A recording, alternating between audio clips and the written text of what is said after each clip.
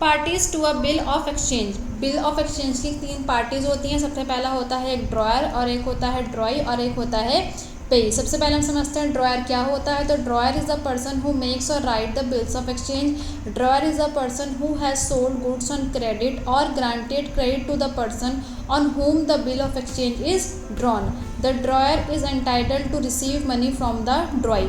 तो ड्रॉयर क्या होता है? Drawer is the person who makes और write the bills of exchange, यानी कि ड्रॉयर ही वो पर्सन होता है जो बिल को बनाता है या फिर उसको लिखता है। Drawer is a person who has sold goods on credit. Dryer वो होता है या तो उसने उधार में सामान बेचा हुआ होता है या फिर उसने किसी को क्रेडिट यानी कि उधार, ग्रांट मतलब कि दिया हुआ होता है।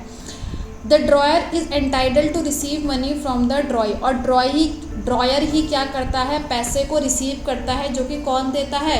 ड्रॉई देता है। अब ड्रॉई कौन होता है? तो ड्रॉई is the person on whom the bill of exchange is drawn for acceptance, यानी कि जो बिल जिसके ऊपर लिखा जाता है उसको हम क्या कहते हैं?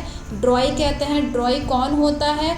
ड्रॉई is the person who purchase goods on credit और to whom credit has been granted by drawer. Drawee कौन कौन हो सकता है? ड्रॉई वो हो सकता है कि जिसने उधार में सामान खरीदा हुआ हो, या फिर ड्रॉई वो हो सकता है जिसने उधार किसी से लिया हुआ हो, और जिससे उधार लिया हुआ होगा वो क्या कहलाया जाता है? ड्रॉयर कहलाया जाता है। The drawee is liable to pay money to the creditor. Drawee के ऊपर लाइबिलिटी होती है कि वो क्या करता है? मनी को पे करता है। किसको? क्रेडिटर को या फिर ड्रॉयर को। नेक्स्ट, पे।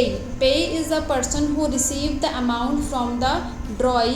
पे वो होता है जो अमाउंट को रिसीव करता है किसके थ्रू? ड्रॉई के थ्रू, यानी कि जो ड्रॉई होता है वो पेमेंट करता है किसको? पे को। जो पे होता है वो ड्रॉयर भी हो सकता है, लेकिन कुछ केस ऐसे होते हैं जहाँ पर पे हमारा एक थर्ड पर्सन या एक थर्ड पार्टी बन जाती है। क्या क्या कंडीशन हो सकती है वो? When the bill is discounted bye the dryer for his bank पे इन द बैंक। कब? जब वो जो बिल जो ड्रॉयर ने लिखा था अगर वो बैंक से डिस्काउंट हो चुका है, तो अब जो ड्रॉई है वो पेमेंट ड्रॉयर को नहीं करता, बल्कि वो पेमेंट किसको करता है? पे को करता है। बिल डिस्काउंटेड का मतलब होता है कि जो बिल जो ड्रॉयर ने लिखा था, ड्रॉयर उस बिल को लेकर के कहाँ चला गया है? बैंक में चला गया है, क्योंकि अब उसे उस पैसों की ज़रूरत है। तो ड्यू डेट से पहले ही वो बैंक में जा कर के उस बिल ऑफ एक्सचेंज को दे करके बैंक से क्या ले लेता है? कुछ पैसे ले लेता है। और फिर जब उसकी ड्यू डेट आती है तो जो ड्रॉई होता है वो ड्रॉयर के पास ना जा कर के बैंक में जा कर के उसकी पेमेंट कर देता है। सेकंड केस क्या होता है? When the bill is endorsed by the drawer to his creditors, pay is the endorsee.